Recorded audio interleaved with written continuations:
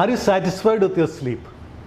ക്ലിനിക്കിൽ വരുമ്പോൾ പല പേഷ്യൻസും പറയാറുള്ളൊരു കാര്യമാണ്, എനിക്ക് ഉറങ്ങാൻ കൂടുതൽ സമയം വേണ്ടി വരുന്നു, ഇനി ഉറങ്ങിയാലോ കൂടുതൽ സമയം തിരിഞ്ഞും മറിഞ്ഞും കിടക്കുന്നു, എനിക്ക് എത്ര ഉറങ്ങിയിട്ടും മതിയാവുന്നില്ല, അതുപോലെ ഉണർന്നു കഴിഞ്ഞാൽ ഒരു ഫ്രഷ്നെസ് തോന്നുന്നില്ല.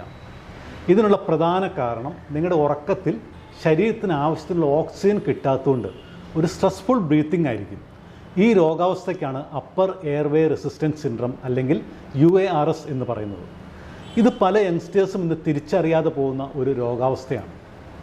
ഇതിനോടനുബന്ധിച്ച് കണ്ടുവരുന്ന അസോസിയേറ്റഡ് സിംറ്റംസ് ആണ് migraine headache, disturb sleep, chronic fatigue എന്ന് പറഞ്ഞാൽ പകൽ ക്ഷീണം കൂടുതൽ, വെർട്ടിഗോ ഡിസിനസ് തലവെട്ടൽ, തലക്കറക്കം, low energy, sleepy during the day പകൽ ഉറക്കം തൂങ്ങിയിരിക്കുന്ന അവസ്ഥ, lack of focus and concentration ഒന്നിലും ശ്രദ്ധ ചെലുത്താൻ പറ്റാത്ത അവസ്ഥ, കൂടെയുള്ള അലർജീസ് അല്ലെങ്കിൽ അസിഡിറ്റി പ്രോബ്ലംസ്.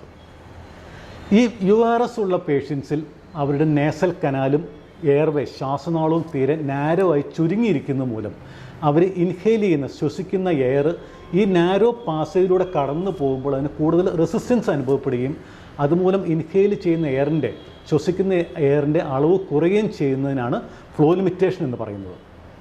ഇങ്ങനെയുള്ള പേഷ്യൻസിന് കൂടുതൽ എഫേർട്ട് കൊടുത്ത് ബ്രീത്ത് ചെയ്യേണ്ടി വരുന്നതിനാൽ എപ്പോഴും ഒരു സ്ട്രെസ്ഫുൾ ബ്രീത്തിങ് ആയിരിക്കുകയും അത് കാരണം അവരുടെ ബോഡിയിൽ ഓക്സിജൻ ലെവൽ കുറയുകയും ചെയ്യുന്നു.